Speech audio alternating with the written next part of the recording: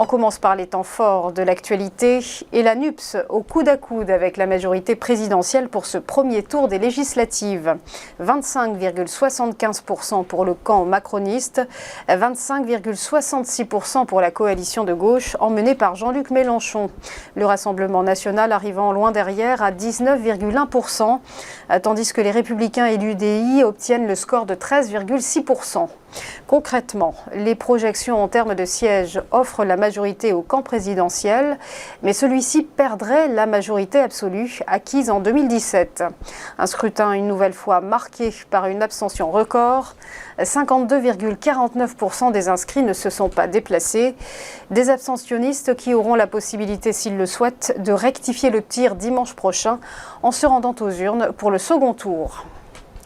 C'est un projet qui s'annonce titanesque, le plus grand champ gazier au monde.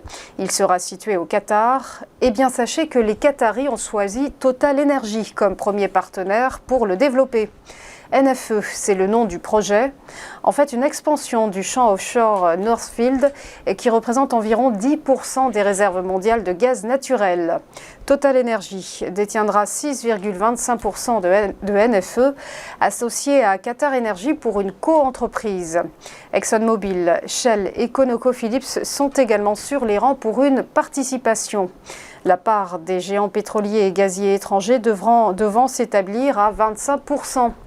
L'objectif pour Doha est évidemment d'augmenter sa capacité totale d'export de gaz naturel liquéfié à 60% de plus d'ici 2027. Cette annonce intervient alors que l'Émirat du Golfe est très courtisé pour trouver une alternative au gaz russe. Enfin, que diriez-vous de faire votre rentrée scolaire chez Meta ? Ce sera possible dès septembre prochain.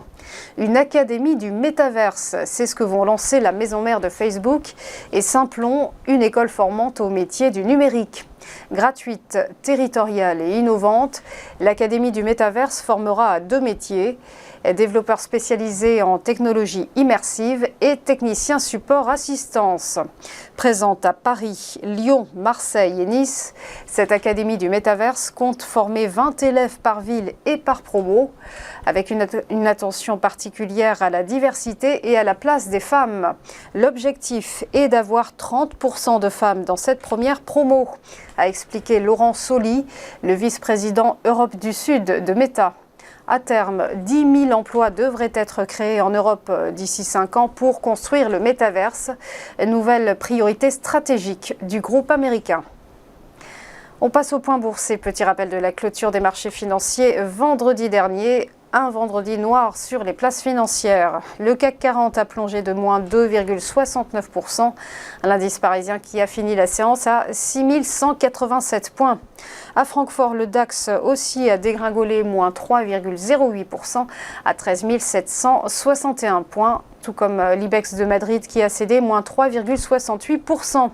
Perte moindre en revanche pour le FTSE londonien, moins 2,12%. À Wall Street, fin de séance en ordre en baisse aussi. Le Dow Jones a lâché moins 2,73%. L'indice élargi du S&P 500 a abandonné moins 2,91%. Et quant au Nasdaq 100, il s'est délesté de moins 3,56%. Enfin, un mot du Nikkei, l'indice nippon en berne également. Il se contracte ce matin de moins 3%. Voilà, restez avec nous. À tout de suite pour ChronoCAC et l'ouverture des cotations.